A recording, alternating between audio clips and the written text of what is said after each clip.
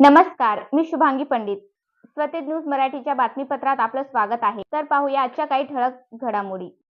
लक्ष्मी नरसिंह मंदिर बसवेश्वरनगर कवठा येथे दरवर्षीप्रमाणे श्रावण माता निमित्त आज आमच्यातर्फे इथे भंडाऱ्याचं महाप्रसादाचं आयोजन केलेलं आहे.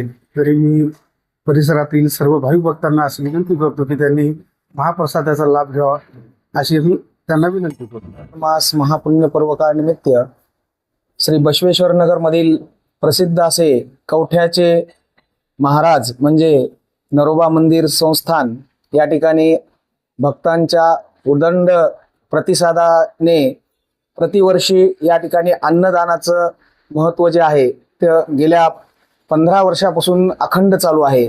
तर यावर्षी सुद्धा श्रावण मास निमित्त या ठिकाणी महिनाभर अन्नदानाचे या मंदिरामध्ये आयोजन केलेले आहे.